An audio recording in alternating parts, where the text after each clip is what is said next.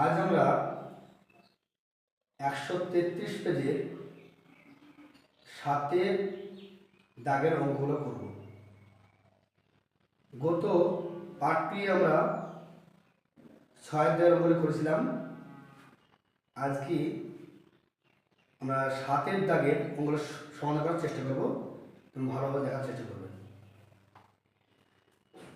দেখো, প্রথমে লেখা আছে নিচের সংখ্যাগুলি লক্ষ, সহস্র ও শতকে আসন্ন লিখি। সংখ্যাগুলি লক্ষ, সহস্র ও শতকে আসন্ন মান লিখি। আমরা জানি প্রথমে একক লিখছি, কত একক, দশক, শতক, হাজার, অযুত, লক্ষ, নিযুত। প্রথমে লেখা আছে, আমি এই সংখ্যা লিখবো এখানটায় 2, 6, 7, 8, 9, 4, 5। আমার প্রথমে বলেছে যে লক্ষ্যে আসন্ন মান, অর্থাৎ আমার লক্ষ্যের আসন্ন করবো। লক্ষ্য আসন্ন করলে এই 26 পর্যন্ত যে লক্ষ্য, কিন্তু এই 26-এর পরে আমি 26টা লিখে দিলাম ধীরে ধীরে। এই 26-এর পরে যে সংখ্যাটা আছে সেটা 5-এর থেকে যদি বড় হয়, 5, 6, 7, 8, 9 এই পর্যন্ত সংখ্যাগুলো হয়, তাহলে আমি সেখানটা কি করবো, আসন্ন মানে করতে হলে এখানে 1 যোগ করতে হবে। অর্থাৎ এর 26-এর থেকে 27 হবে, 27, আর বাকি ভাগে সব শূন্য হবে। তাহলে হবে 2, 7, 0, 0, 0, 0, 0। এবার আছে সহস্রে। সহস্রে বলতে কি বোঝায়? সহস্রে বলতে হাজারকে বোঝায়। অর্থাৎ আমরা হাজার ঘর দেখে নেবো, এখানে দেখে নেব হাজার। তাহলে হাজার থেকে 26, সরি লেখার পরে আমি দেখবো হাজার ঘর কত আছে, 8 আছে। হাজার ঘরে যদি 8 থাকে, তো পরের সময় কত আছে, 9। এই 9টা আমি যদি 8 লিখি, আর এখানে 9 থাকে, 9, তাহলে এই 9টা পাঁচটি বড়, অর্থাৎ এখানে হবে কত হবে, তাহলে এখানে 9 হবে। আর হয়ে যাবে 2, 6, 7, 9, 1, 2, 3, 0। ব্যাস।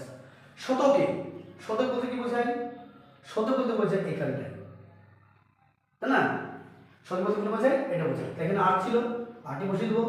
এখানটা 9 আছে, আমি 9টা যদি বসাই, 9 পরে যে 4 আছে, এই 4টা পাঁচ দিয়ে ছোট, অর্থাৎ এর যোগ হবে না। অর্থাৎ এখানটায় 0 দুটি বসে যাবে। 26, 7, 8, 9, 0, 0 কমপ্লিট। এটা পরেরটা দেখো, পরেরটা আছে 3, 1, 2, 4, 4, 8, 7। এইখানে কি করতে হবে? এখানেও করতে হবে। লক্ষ্যের ঘর কত আছে দেখো, দেখে দিকে বসাও, 31 বসালাম। এবার দেখো 31-এর পরে যে সংখ্যাটা আছে, এটা 5-এর থেকে ছোট বড়, ছোট হয়, তাহলে এখানে যোগ করতে হবে না। তাহলে তুমি 31 থেকে যাবে, এই শূন্য হবে 1টা, 2টো, 3টি, 4টি, 5টা, অর্থাৎ 31 শূন্য 5টা, 1, 2, 3, 4, 5। এবার আছে সহস্র, মানে হাজার, অর্থাৎ হাজার ঘর যদি হয়, আমি এখানে 4 দেখতে পাচ্ছি, 4 আছে কিন্তু 4-এর পরে যে সংখ্যাটা আছে সে সংখ্যাটি 5 থেকে বড় নয়। বড় যদি না হয়, তাহলে এটাকে যোগ করতে পারবো না। অর্থাৎ এখানে 4 আছে, 4 বসে যাবে, শূন্য বসবে 1টা, 2টো, 3টি, তাহলে হচ্ছে 31, 2, 4, শূন্য হচ্ছে 3টি। এবার হচ্ছে শতকে। শতক বলতে কি বোঝায়? শতক বলতে এইটা, আমি এখানে বসাচ্ছি 4। দেখো বসানোর পরে দেখবো 4-এর পরে যে সংখ্যাটা আছে, 4-এর পরে যে সংখ্যাটা আছে, শতকের ঘরে নিয়ে যাবো, শতকের ঘরে। অর্থাৎ 4-এর পরে যে সংখ্যাটা আছে সেই সংখ্যাটা 5-এর থেকে বড়, অর্থাৎ এটা 45 হয়ে যাবে। 44, 45, শূন্য বসবে দুটো।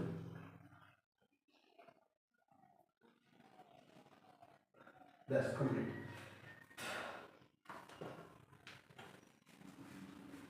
পরেরটা কত আছে? 13, 56, 92, 1। লক্ষ্য ঘরের ভিতরে 90 দিয়ে দুটো, এই যদি লক্ষ্য ঘর হয়, তাহলে এই লক্ষ্যের পরে 13 আছে, 13 পরে যে 5 আছে, এটা এই 5টা কিন্তু অবশ্যই 5 যদি হয়, 5, 6, 7, 8, তাহলে আমি 1 যোগ করতে পারবো। অর্থাৎ এখানটা হবে 14 হয়ে যাবে, দিয়ে 14 পরে 0 হয়ে গেল সব।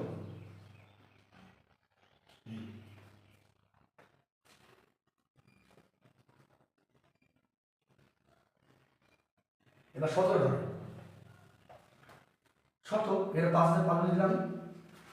এবার দেখো 6টা 6 পরে হচ্ছে 9, 9টা হচ্ছে 5 থেকে বড়, অর্থাৎ 6 আছে, এর 7 হবে হাজার সহস্রতে 0 একটা দুটো তিনটি, তাহলে 14 13 বেটে 13 বছর পরে 13 পরে 57 হবে।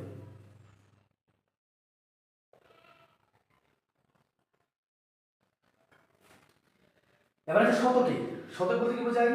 শতক বলতে বোঝাই আমি এদিকে যা আছে তাই বসাবো, শতক 9 পরে এই দুইটা কিন্তু খুব ছোট আছে, অর্থাৎ 9 বসবে।